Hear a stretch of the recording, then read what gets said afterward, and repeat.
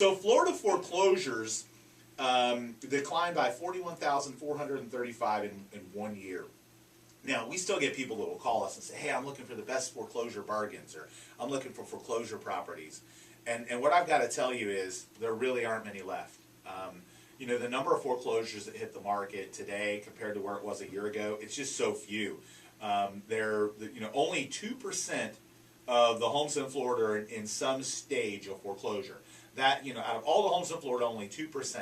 Now, the number of those that actually hit the market, because some of them get saved from foreclosure, some of them get sold to an investor before they hit the market, some of them, just, again, eventually end up getting listed. So the number of foreclosures hitting the market is lower than it's been in years and years. So if you're looking for the foreclosure steal, get in line that everyone else is looking to, and prepare to pay a retail price, because I'm seeing foreclosures today at retail prices. Even if there are foreclosures, you're not going to be able to scoop them up. No, and even when they do hit the market, they turn into bidding wars, and they end up getting bid up to a retail price. Now, what I can tell you is there are some times where a bank will underprice a home and intend to turn it into a bidding war to drive the price up, where there's a strategy involved. And we have the same thing. We represent customers where they have that strategy, where they say, hey, look, here's my absolute lowest bottom line. Let's list at this number. And usually their lowest bottom line, I can't say usually, but a lot of times their lowest bottom line is lower than market value,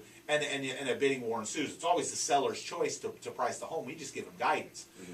But the banks will sometimes have those strategies, and the bidding war ensues. So the idea that you're going to get, and the other thing is the banks move so slow. It takes 7 to 10 days for them to answer an offer. That's intentional. I mean, let's just face it. It doesn't take them 7 to 10 days to decide on an offer. They're doing that because they want to make sure the home's been out on the market long enough so they don't accept an offer too quickly without, giving the market an opportunity to bring something else. And something we do in our company. I mean, we're always talking to our sellers and talking to our agents about making sure to be patient in that process, so that if there is additional interest or possible offers coming, we're letting agents know, we're sending out a blast email, we're updating the MLS. We want to see the price go higher for the client.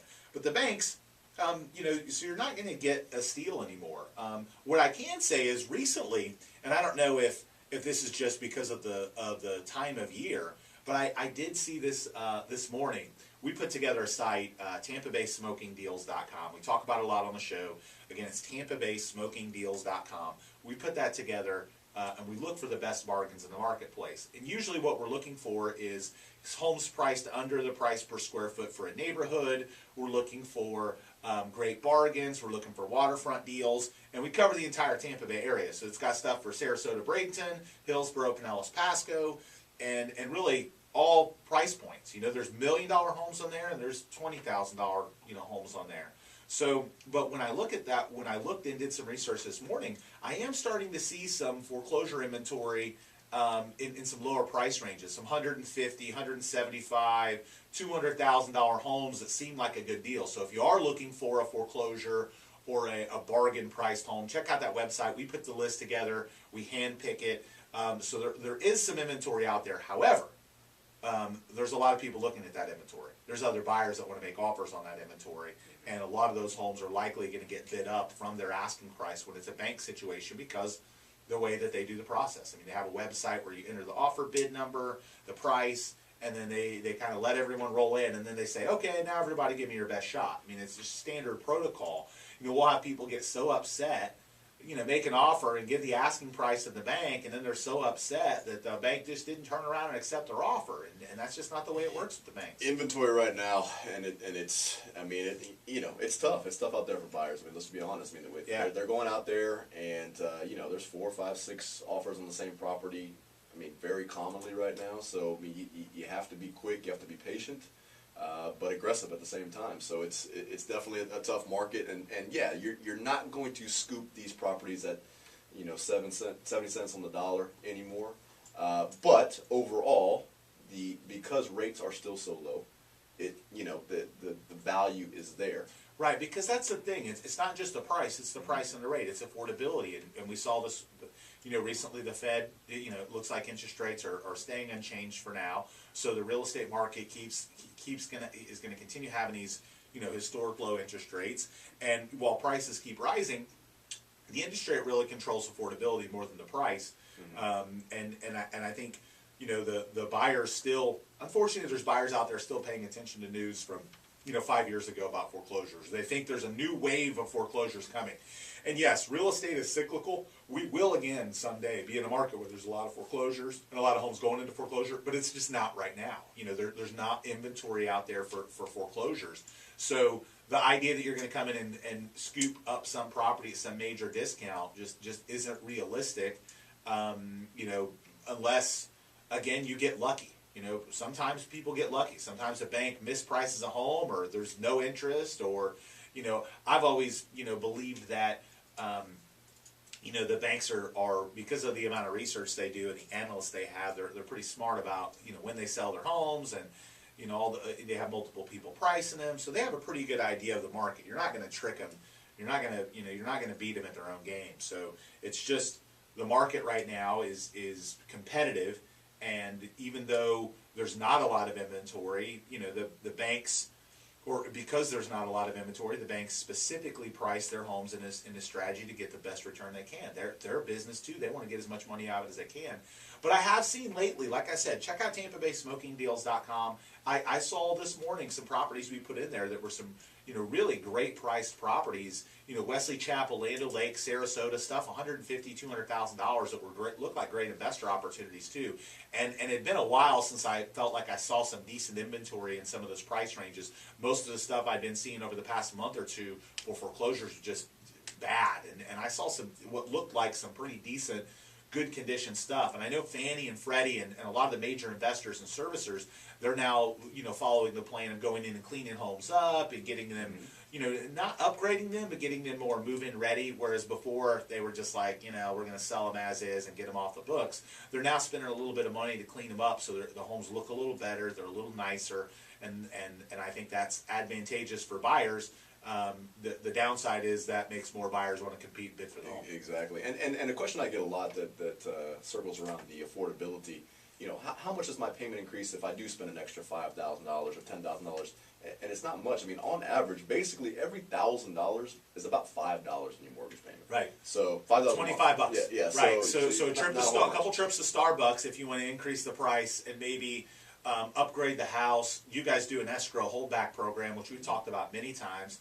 There's a lot of loans out there where you can actually lump in the cost to improve the property. So let's say it doesn't have a nice enough kitchen, or it needs new paint, it needs a new roof.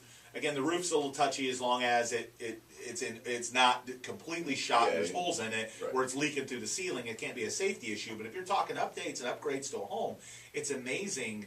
A lot of people mistake that. I mean, and then they say, okay, well, I'm going to go out and get a Home Depot credit card, and I'm going to go put like 10 grand on it. That was a stupid move. You could have done it in your loan and got it at really low rates, more of a write-off, like better opportunities. So many options out there. I mean, like you said. I mean, okay, so if the roof's going to cost, you know, $6,000, so you just added $30 a month to your mortgage payment. That's not, you know, correct. That's whereas a pretty fair price. Whereas if you went and got a loan from someone else to do that, it's going to cost more than that to do it. You know, or if you went to Home Depot and got their Home Depot credit card or whatever, it's going to cost more than that. You know, 5% is low, and really 5% in that world is low, and your mortgage is going to be lower than 5%. Right, and obviously a lot of these companies, and we know it, you know, they have the 0% interest for the first year. And listen, if you have a plan to pay that off in the first year, a lot of people get tricked though, and then they get killed with 14.9%. Exactly, or 24 or whatever it is. So, but the moral of the story: foreclosures are down.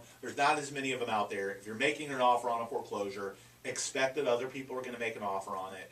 Know that you're up against competition. Know the banks are not going to respond quickly, and know that there's not as many foreclosures out there. It's harder to find a good deal. So there's just not many out there. And that's a healthy sign for our real estate market. I think it's a great sign to know, you know, that people are able to afford their mortgage and less homes are going into foreclosure.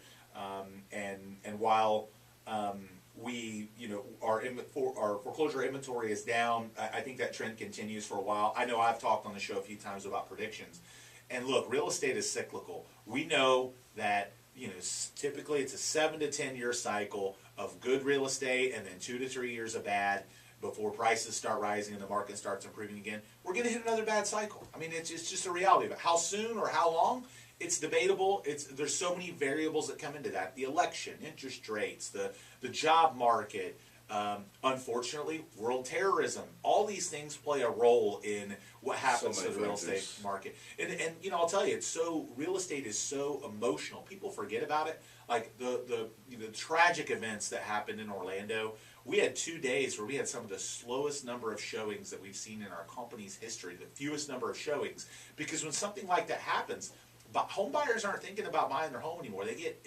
Unfortunately, they get pulled into that media and that news, and it zaps their emotion a little bit. It makes them fearful a little bit. So these big news cycles and unfortunate events that happen do spook people from buying real estate. It causes them to sit on the sidelines, or at least temporarily for a week or two, they kind of step out a little bit. So those types of things can have an impact on real estate too. So many pulleys and levers, and just internationally speaking, I mean, we talked before about Japan's bank, making negative interest rates, and Germany's joined course now. And Great Britain's going to probably exit the European Union soon. So these are all big events that don't directly impact us, but they certainly have a trickle down or a domino effect with a lot of them. So we're going to continue our conversation with our last segment. Make sure to check out TampaBaySmokingDeals.com for the best real estate bargains in all of Tampa Bay, including Sarasota and Bradenton. And we'll be back after a quick break here on 970 WFLA.